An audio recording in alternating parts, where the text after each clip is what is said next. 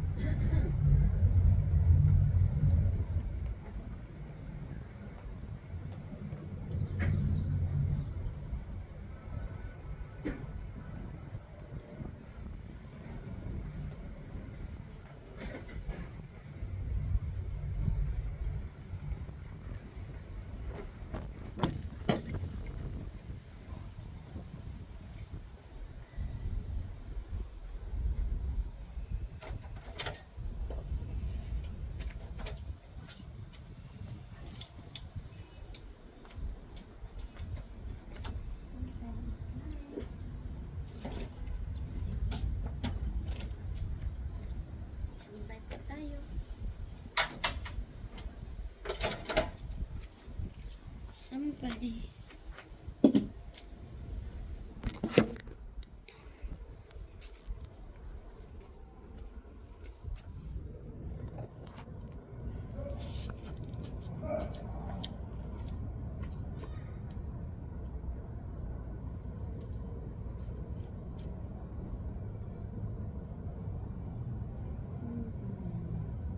Huwag nang baliktarin. Sampay tayo kay maganda yung weather na init.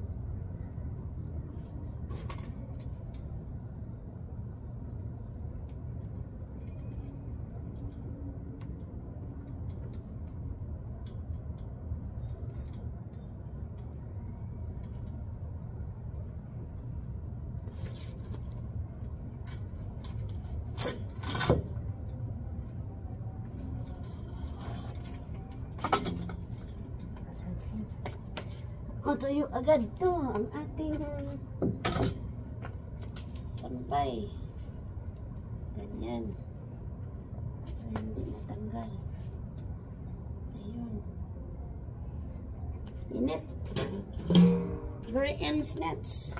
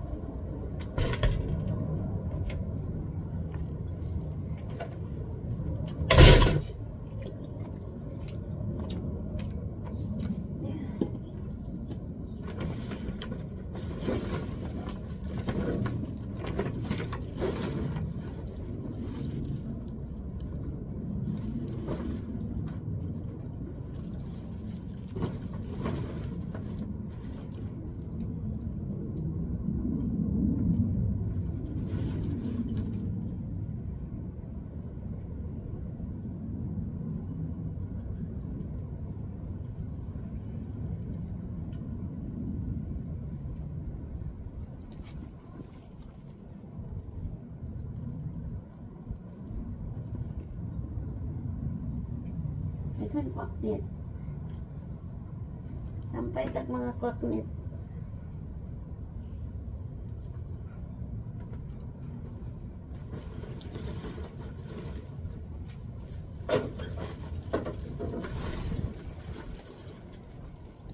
Your grace is enough. Your grace is enough. Ang mga koknet ba? Sampay-sampay din pag may time. Koknet. Alam niyo yung ano yung mga koknet, guys? Mga ka-everything. Ano yung koknet? Itnap ba? Itnap. Gagamitin natin everyday. Koknet. Yan. Bitin natin. Tapos may koknet pa dito. Dami kong koknet.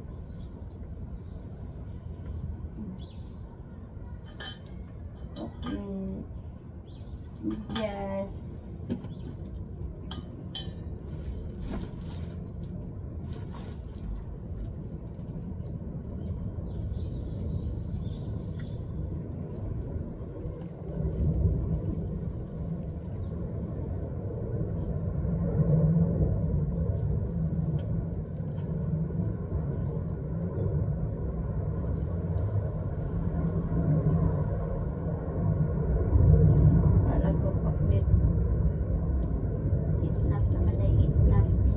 Kabila, yan. Ating mga koknet. Medyas. Medyas. So, ibigay na po natin yung ano natin para balance. Yan. Yan po yung mga koknet natin. So, pasok yung planggana.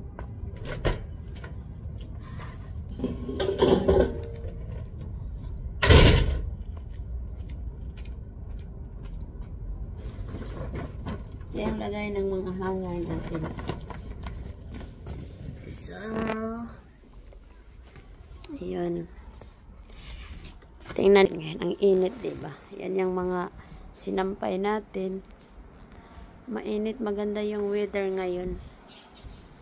Yan. Kanina, nagsampay. Kanina, nagdilig na ako ng halaman natin. Yung, papakita ko sa inyo araw-araw. Tingnan nyo. Nalaos yung ano natin sa init siguro. Tapos yung avocado, sili. Yan, yung kwaknet. Yung talong. Tapos yan, yung tanim ng kapitbahay ko. Nagtubo na naman ako mag-harvest niyan sa ano. Tapos doon, ganda yung weather doon. Ang ating weather update. Maganda. Mainit pag naglalakad ka ngayon, masakit siya, no? So, pasok muna tayo sa loob.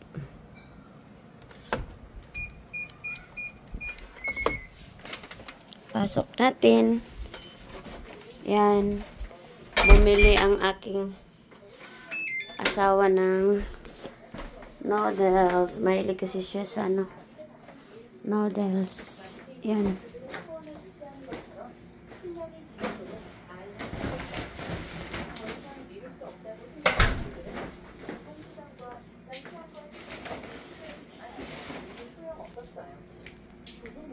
Hello, 남편 인사해봐. 안녕하세요.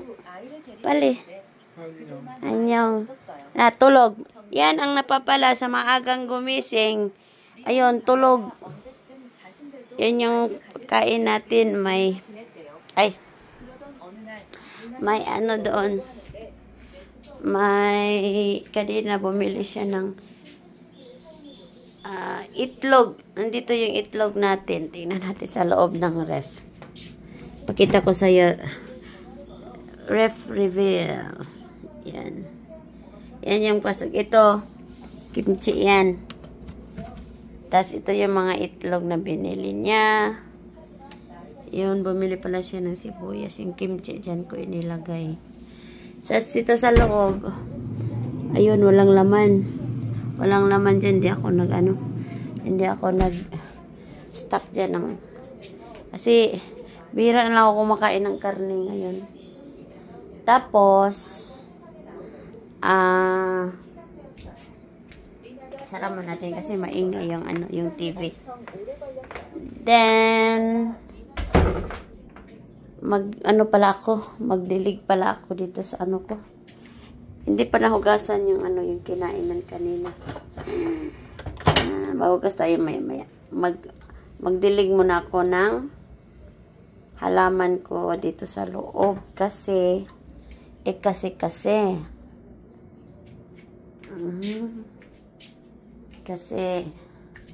yan, diligan natin. Yan dito yung halaman na yan. Ayun, para makainom naman. Tapos yun dito, hindi ko muna yan didiligan. Gusto kong tanggalin yung para ma-separate yung snake flower ko. Kasi pag parang nag-agawan sila ng dito sa sa palmera, nag-agawan sila ng vitamin siguro. So, because today is Saturday, hugasan muna natin yung natin. Hugas muna tayo ng pinggan. Saan ko kaya ilagay ito? Baka mahulog. Wag naman, sana.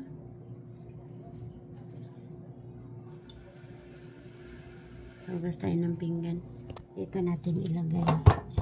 Diyan natin ilagay yung natin. So, kasi tuyo na ang mga to, ilagay natin sa ilalim. Your grace is enough. Kutsilyo ilagay sa lagayan. Yan. Tapos yung takip, ito yung lagay natin dito. Para yung gunting, ayun. So, hugas-hugas tayo ng pinggan. Yan, hugas tayo ng pinggan.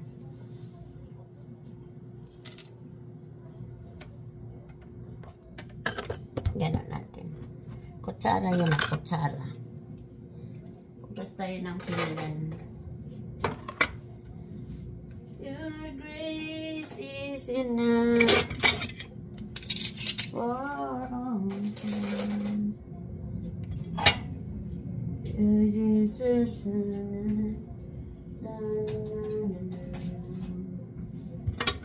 So remember your people. Remember your children. Lagyan natin ito. Okay. Hugas muna tayo ng pinggan para masaya. Maganda kasi yung ano, yung nahugasan yung ano natin pinggan para malinis ang kapaligiran. Wait lang, hindi ko i-focus yung ano kasi medyo kasi yung t-shirt ko na nasuot. Mainit kasi kaya ito yung sinuot ko.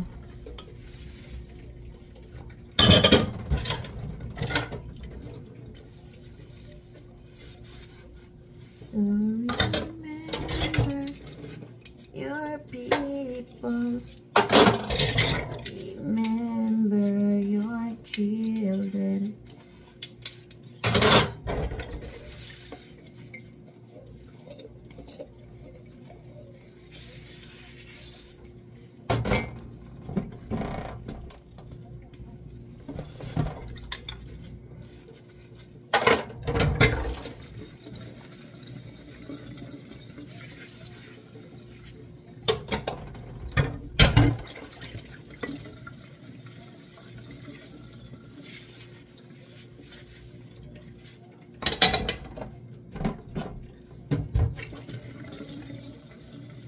Alam niyo kanina mga ka-everything, nagupit ako ng buhok ko. Pinantay ko. Mga half inch yata yung na ano na gupit ko, mahaba pa rin. Kaso, hindi pantay. Kala ko pantay. Mahaba pa rin siya. Mamaya, putulan ko ulit.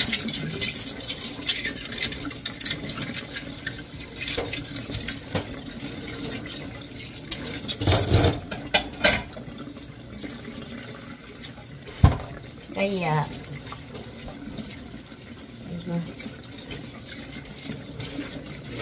mamayang hapon, putulan ko ulit.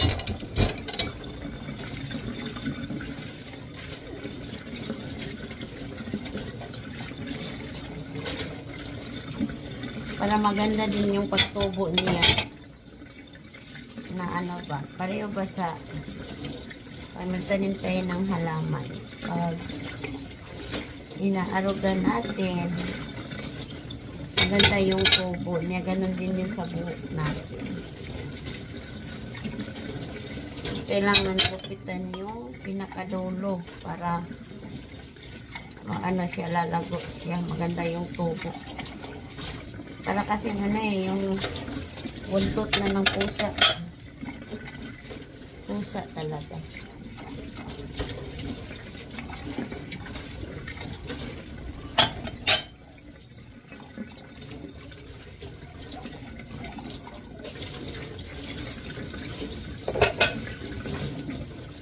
Then yung kalahay. Hugasan natin yung kalahay.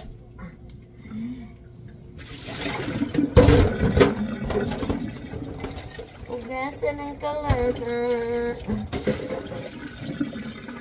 So remember your people.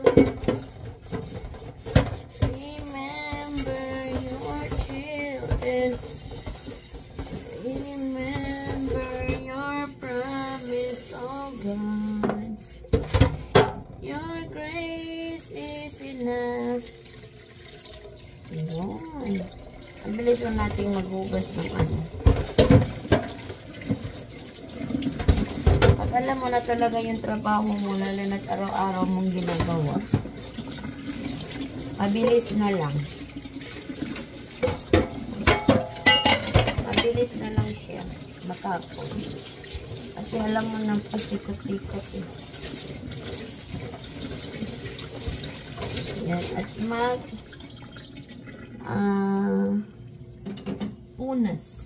punas lang. Kasi hindi naman madumi kasi araw-araw naman tayong naglilinis. So, hindi na po siya mahirap linisan. Lalo na po dito sa sa kusina. Kasi araw-araw tayong naghuhugas, naglilinis. Kaya, malinis po siya. Ang bilis po niyang linisan.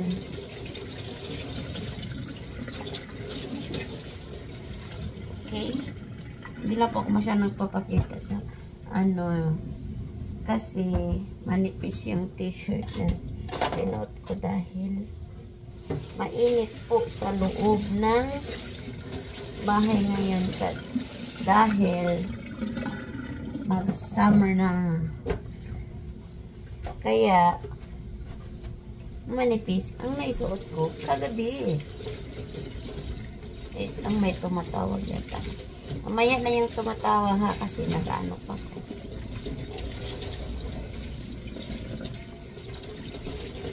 Your grace is enough.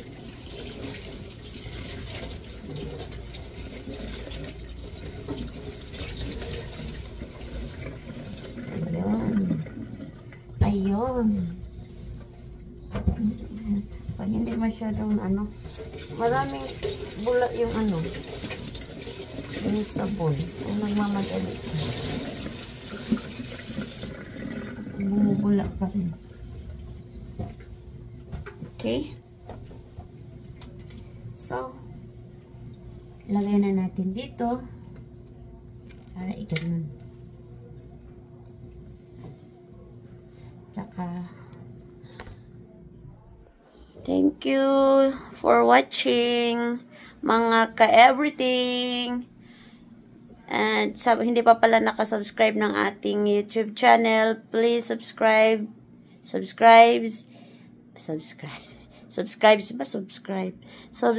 my YouTube channel, mga ka-everything. And para madali niyong mahanap yung yung channel ko. Unang nakasulat sa ibabaw is mga ka-everything, then Christine Marie Chang. Yan lang po. Click the bell button para updated pa kayo sa sunod natin na mga video. At ang maiwan ko na word of God is Matthew 6:33, seek ye first the kingdom of God and His righteousness, and all these things shall be added unto you. See you all tomorrow. At sa mga gustong mag-church bukas, PM nyo lang ako para maibigay ko yung address. Bye. Thank you. God bless us all.